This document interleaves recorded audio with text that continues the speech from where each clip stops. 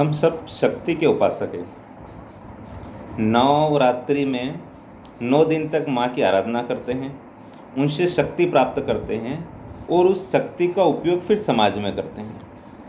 वास्तव में हमारे जितने भी देवी देवता हैं, जितने भी इष्ट है, सबके हाथ में कोई ना कोई हथियार है, कोई ना कोई शस्त्र है। वो सूचक है इस बात का कि व्यक्ति को शक्ति की आवश्यकता पड़ती है। इसलिए हम शक्ति के उपासक हैं, शक्ति की पूजा करते हैं। प्राचीन काल से ही हमारे यहाँ गुरुकुल होते थे, जिसमें शस्त्र और शास्त्र दोनों शिक्षा दी जाती थी। हर मंदिर के पास एक अखाड़ा था। शास्त्रों की रक्षा के लिए शस्त्र और शस्त्र के कैसे चलाना उसके लिए शास्त्र, इन दोनों का आपस में एक दूसरे के पूरक हैं, यूँ कह सकते हैं। प्राचीन काल से ही हम लोग शक्ति के उपासक रहे हैं। लेकिन एक श्लोक है संस्कृत का, अहिंसा परमो धर्म, इसने सब लोगों के साथ काफ़ी धोखा कर दिया। इसने श्लोक ने नहीं करा, बल्कि श्लोक को समझाने वालों ने कर दिया। उसकी आधी लाइन सबको समझाई गई, आगे की आधी लाइन किसी को बताई नहीं गई।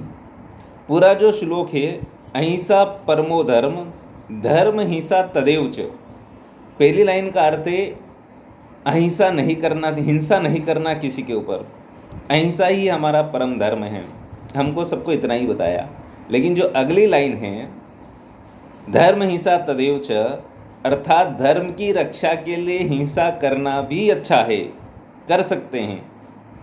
हमको इतना बताया कि कोई अपने गाल पर एक झापट मारता है तो दूसरा गाल भी आगे कर देना चाहिए, ये पहली लाइन का अर्थ है।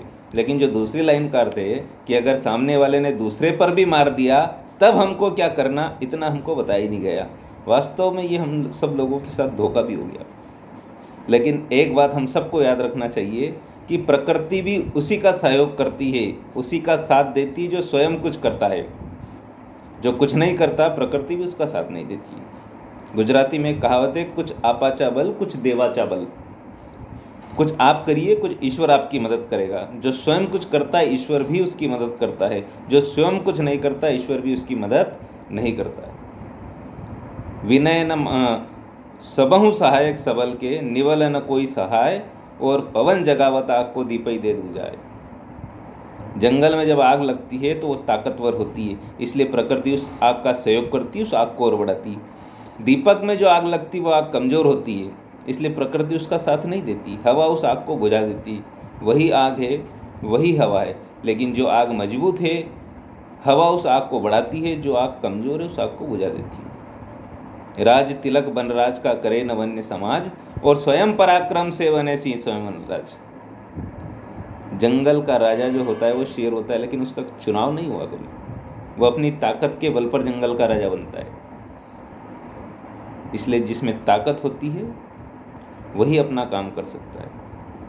भगवान राम, जिनको मर्यादा पुरुषोत्तम कहते हैं, 3 दिन हो गए रास्ता मांगते मांगते, अनुनय विनय सब हो गया, आखिर समुद्र ने रास्ता नहीं दिया।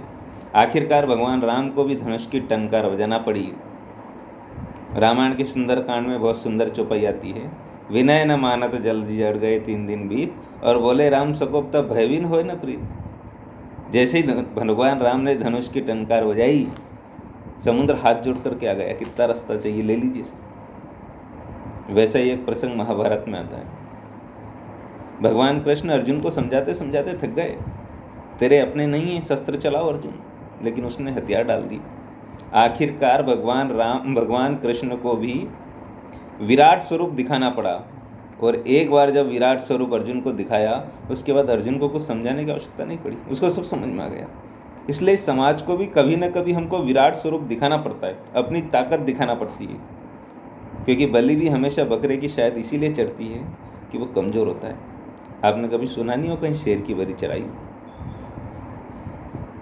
रामचंद्र कह गए सिया से, ऐसा कलयुग आएगा जिसके हाथ में होगी लाठी भैंस वही ले जाए। जिसमें ताकत होती है वो अपना काम कर जाता है।